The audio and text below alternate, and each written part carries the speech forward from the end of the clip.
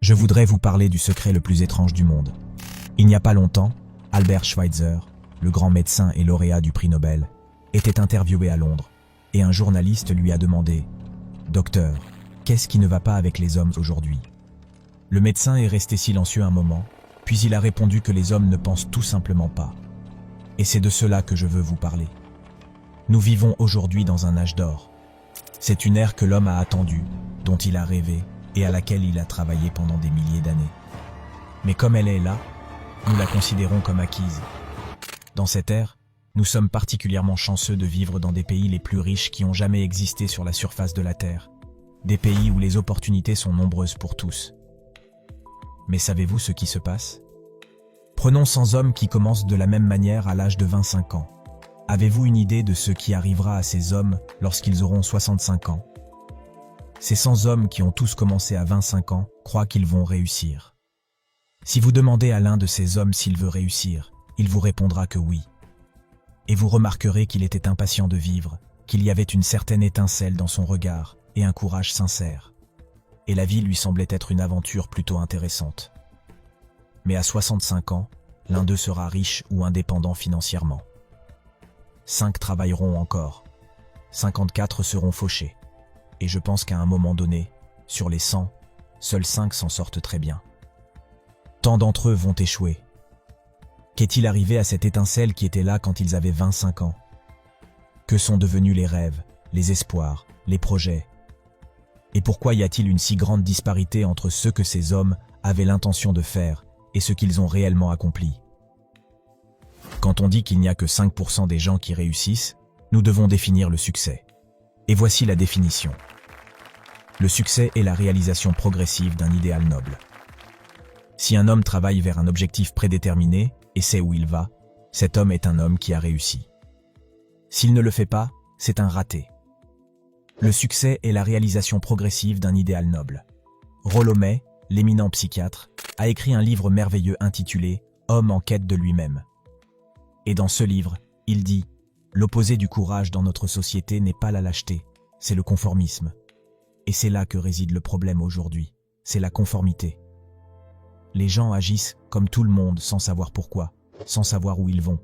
Je pense que dans ce pays, en ce moment, il y a plus de 40 millions de personnes âgées de 60 ans et plus, et environ 30 millions de ces 40 millions sont fauchés. Ils dépendent de quelqu'un d'autre pour les nécessités de la vie. Maintenant, nous apprenons à lire à 7 ans. On apprend à gagner sa vie à 25 ans. En général, à ce moment-là, non seulement nous gagnons notre vie, mais nous faisons vivre une famille. Et pourtant, à 65 ans, nous n'avons pas appris à devenir financièrement indépendants dans l'époque la plus riche qui ait jamais existé. Vous savez pourquoi? Nous nous conformons. Et le problème est que nous agissons comme le mauvais groupe, le mauvais pourcentage, les 95% qui ne réussissent pas. Maintenant, pourquoi ces gens se conforment-ils? Eh bien, ils ne le savent pas vraiment. Ces personnes croient que leur vie est façonnée par les circonstances, par des choses qui leur arrivent, par des forces extérieures. Ce sont des personnes dirigées par le monde extérieur. Une étude a été faite une fois sur des travailleurs, et on a posé à ces gens la question suivante. Pourquoi travaillez-vous? Pourquoi vous levez-vous le matin? 19 sur 20 d'entre eux n'en avaient aucune idée.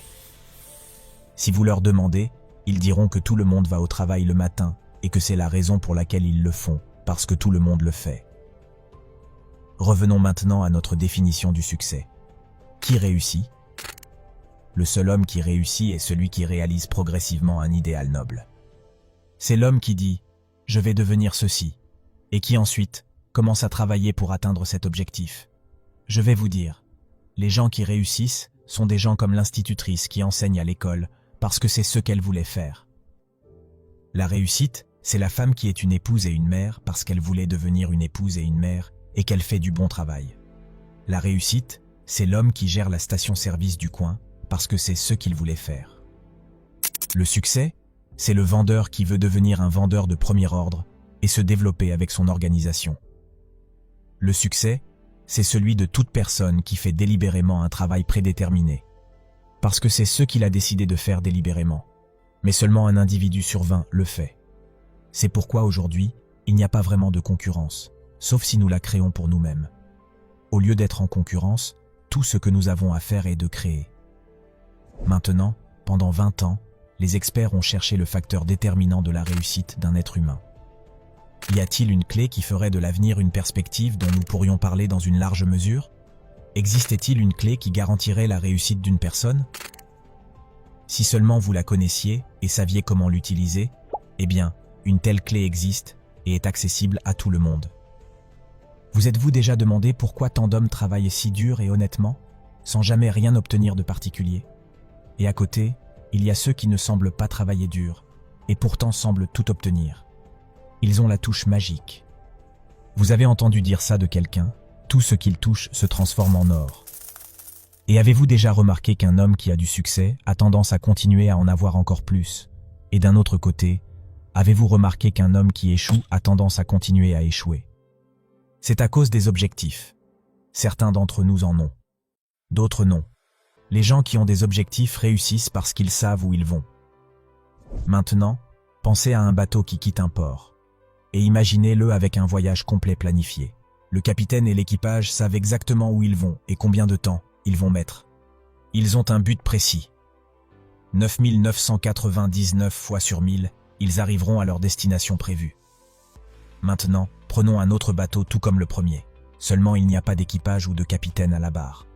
Ne lui donnons aucun point de repère, aucun but, aucune destination.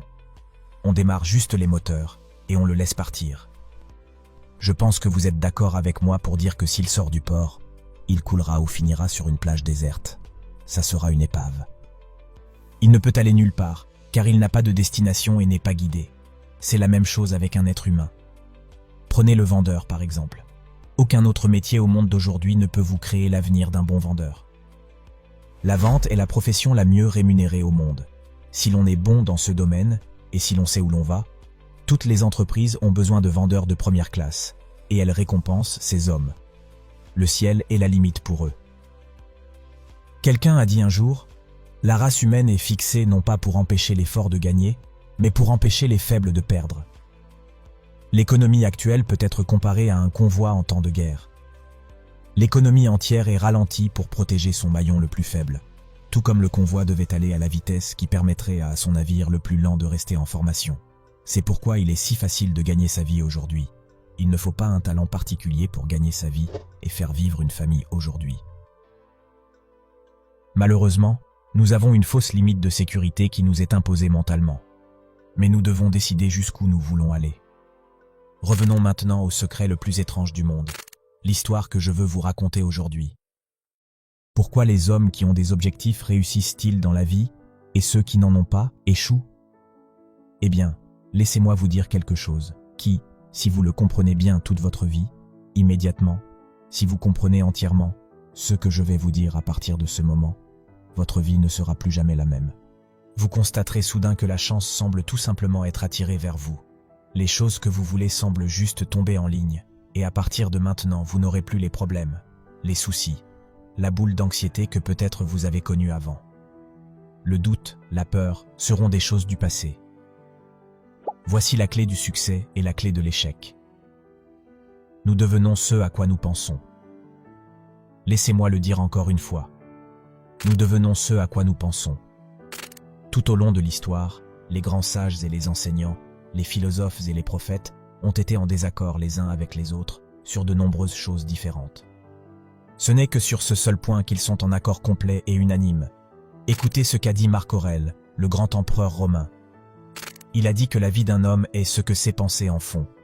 Disraeli a dit « J'ai acquis, par une longue méditation, la conviction qu'un être humain qui a un but déterminé doit l'accomplir, et que rien ne peut résister à une volonté qui subsiste, même l'existence ou son accomplissement. » Ralph Waldo Emerson a dit ceci, « Un homme est ce à quoi il pense toute la journée. » William James a dit « La plus grande découverte de ma génération est que les êtres humains peuvent modifier leur vie en changeant leur attitude d'esprit. » Et il a également dit « Il nous suffit d'agir de sang-froid, comme si la chose en question était réelle, et elle deviendra infailliblement réelle en s'intégrant tellement à notre vie qu'elle deviendra réelle.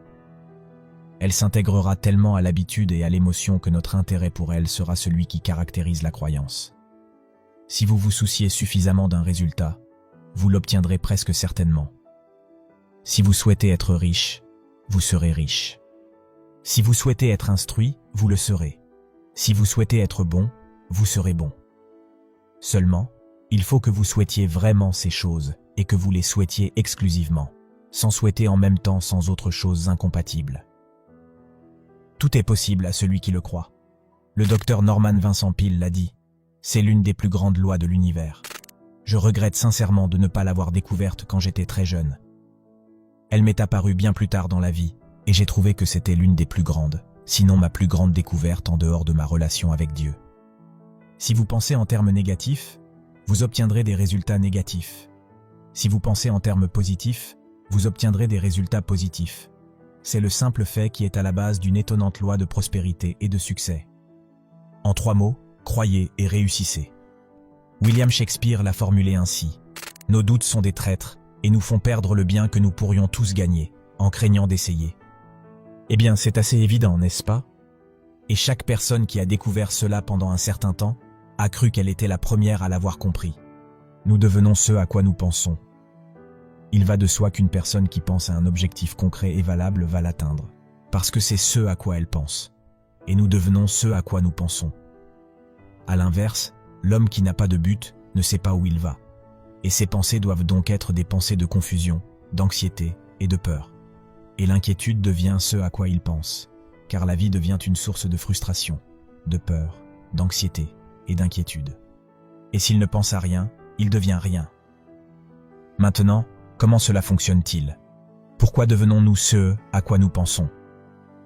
Je vais vous dire comment cela fonctionne. Pour autant que nous sachions comment faire, je veux vous parler d'une situation qui correspond à l'esprit humain. Supposons qu'un agriculteur possède un terrain et qu'il dispose d'un bon engrais. Maintenant, on donne le choix au fermier. Il peut planter sur cette terre ce qu'il veut. La terre s'en fiche. C'est à l'agriculteur de prendre la décision. Souvenez-vous, nous comparons l'esprit humain avec la terre de cet agriculteur. La terre ne se soucie pas de ce que vous y plantez. Elle vous rendra ce que vous avez décidé. Mais elle ne se soucie pas de ce que vous plantez. Maintenant, disons que le fermier a 2 graines dans sa main. L'une est une graine de maïs, l'autre est une morelle, un poison mortel. Il fait 2 petits trous dans la terre, et il plante les 2 graines, une de maïs, l'autre de morelle. Il recouvre les trous et prend soin de la terre, et voici ce qui va se passer invariablement. La terre rendra ce qui est planté. Rappelez-vous que la terre ne se soucie pas. Elle retournera du poison en aussi grande abondance que du maïs. Les 2 plantes vont apparaître, un maïs, un poison. L'esprit humain est bien plus fertile, bien plus incroyable et mystérieux que la terre. Mais il fonctionne de la même manière. Il ne se soucie pas de ce que nous voulons, que ça soit le succès ou l'échec, un objectif valable, de la confusion ou de l'incompréhension, de la peur ou de l'anxiété, et ainsi de suite. Mais ce que nous avons programmé, il nous le rendra. Comme vous le voyez, l'esprit humain est le dernier grand continent inexploré de la planète. Il contient des richesses au-delà de nos rêves les plus fous. Il nous rendra tout ce que nous voulons.